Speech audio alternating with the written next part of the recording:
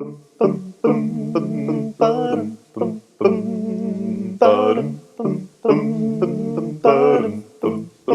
hello everybody. I'm not checking my texts. But Okay. we're going to do something a little bit different this week. No text messaging, and No, I'm not checking Instagram. I'm not doing any of that. But we've got a question this week that I think is like a doctoral level thesis. I mean, it's people write about this pages and pages. Yeah, you want me not to talk forever. That's what I'm getting at. I'm going to set a timer, actually, and just see, whatever. But the question for this week is, it's my timer. Okay. It's like he's never looked at a phone. All right. The question is, how do we know that the Bible is true?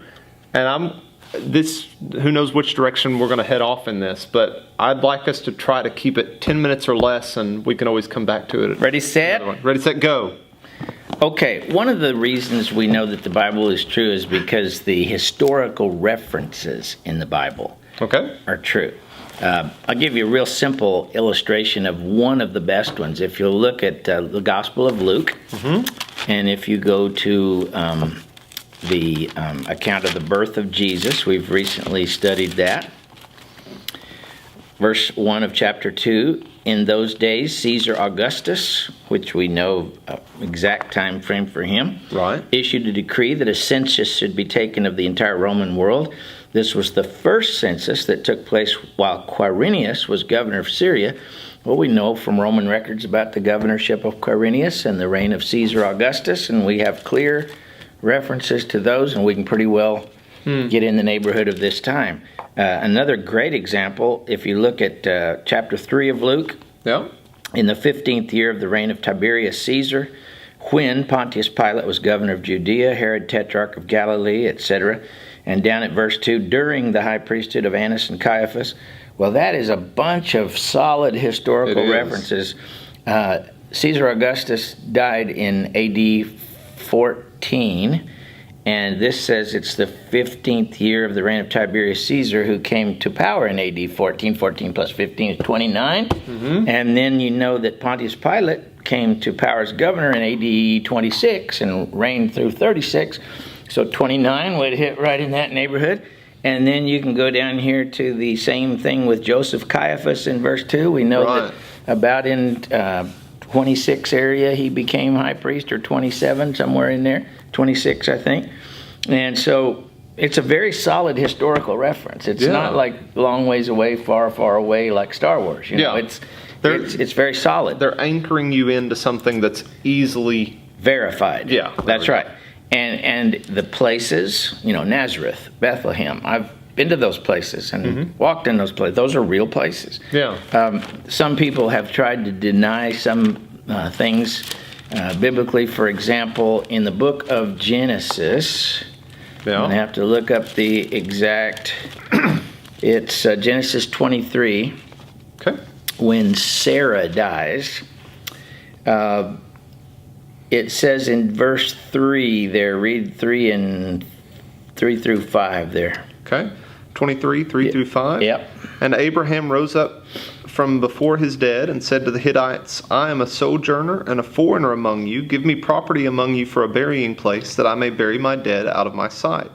The Hittites then answered Abraham, Hear us, my lord, you are a prince of God among us.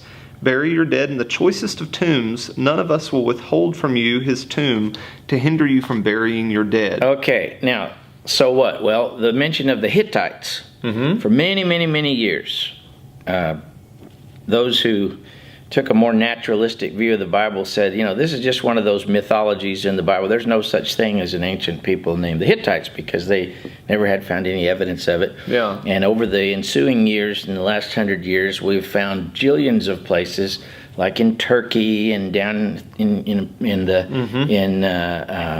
maybe close to where Abraham came from, and other places like that.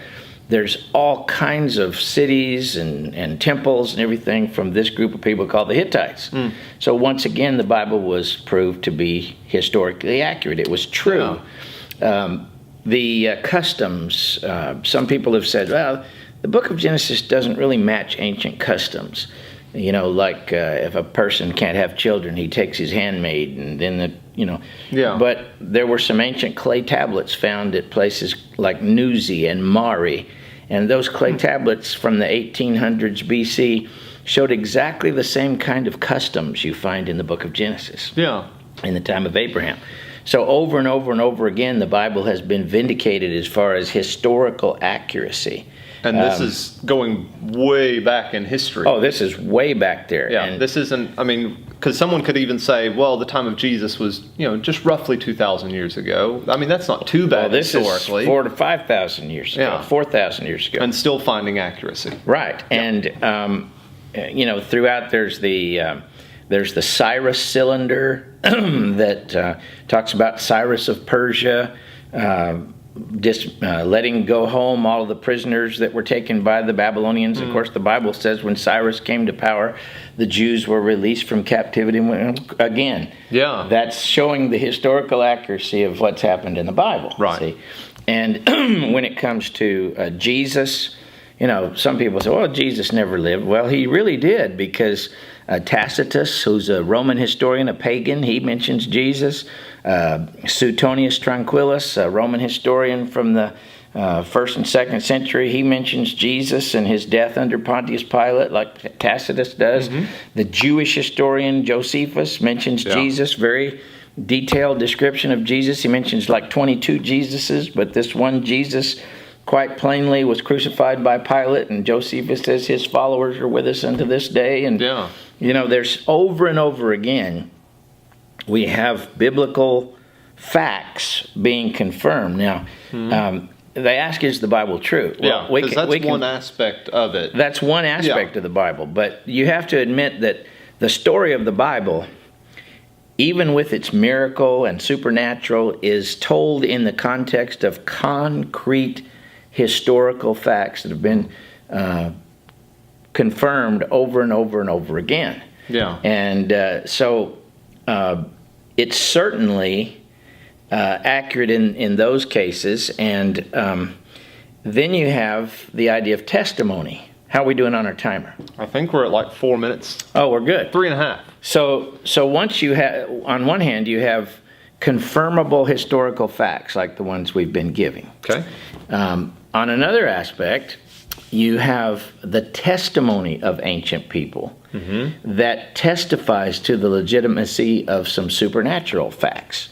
Okay. For example, the resurrection. Yeah. 1 Corinthians 15, verse 3, Christ died for our sins according to the Scriptures. He was buried. Now, we can prove historically from Suetonius, Tacitus, Josephus, all these extra biblical sources, that Jesus of Nazareth was crucified during the reign of Pontius Pilate. That's a historical fact. That's a pretty easy one to get to. And everybody dies, so people don't have trouble with that. Yeah. The resurrection, on the other hand, that's a different matter. But there's a lot of testimony to the fact of his resurrection. Not only the immediate disciples of Jesus who claim to have seen him, like Acts 2:32, this Jesus did God raise up, whereof we are all witnesses. Yeah. But Mary Magdalene saw him and hung on to him. Yeah. The disciples by the sea, the two guys on the road to Emmaus in Luke 24, 1 Corinthians 15, where I got to, and then I had a senior moment and sidetrack. 1 Corinthians 15, verse 5, he appeared to Cephas, and then to the 12, and then he appeared to over 500 brothers at once, of whom the greater part remain alive, but some have fallen asleep. Then he appeared to James, and then to the rest of the apostles, and last of all, as unto a child untimely born, he appeared to me also. That's a lot of witnesses. Yeah. So even at that point in time, he's almost saying, look, if you don't believe me, just go ask. Right. And there were so many people whose testimony corroborated the testimony of others, that they had seen him with their eyes. Then you have people like Paul, who were actively persecuting the church and then made a total 360 and became the most ardent proclaimer of the gospel. And his explanation was, I saw the risen Lord on the road to Damascus. And that's one that, for me especially, even in the times where I've thought, okay, it's hard to wrap my head around something, I look at a guy like Paul, he was not just another fisherman. He was not just another, guy from the country. I mean, he was well read, educated, and very well studied, and already believed in the miracles of God from before, but still somehow came about this drastic change in his life, despite, killing people. He believed so much against it at one point. Right. So there had to have pretty been powerful something. Right there. Right. And then you have, like in the book of Revelation, all the people willing to die for it. Well, why were they so willing to give up their lives if there was no military advantage, no economic advantage, none of these things? It was because, this is what I think you can prove, they absolutely believed that Jesus was risen from the dead. Yeah. So why did they believe that so strongly, if not for the tremendous testimony of all these people that had actually seen him? Yeah. And so I think we're coming close. Oh, we got 15 seconds. So kind of as a wrap-up point, I think the hard part about this question for a lot of people is they're saying, okay, so maybe that was for them then. They could understand that. They could believe it. They could see it. But today, I can't prove those things. I can't go check with those 500 people. So how can I know it's true? Mm-hmm. Is it a fair assessment to say that we have to trust in these other verifiables? Yes, and we might do a follow-up on this, but what I would end with is saying that, we're putting our trust in this testimony, and maybe we can follow up. Is this actual first century testimony? Is there any way to prove that? Yeah. We've already shown that the Bible is really historically accurate. I think we can give you some things maybe next time about it being scientifically accurate, and also that it's legitimate, actual first century testimony, not something that came along later. You get more and more things, and pretty soon you say, there really is a lot of reason to believe that the Bible is true. Yeah. And so this may be one of those that, for some of you out there that are having this exact question in various ways, you may have that one thing or those several things that are really tripping you up. Send them in. Yeah. We can, because like I say, this is a big question. It's a lot. That's why I tried to keep us on a time frame on this one. You're the one going over. I am the one going over, but I get to edit them. So we'll see y'all again next week.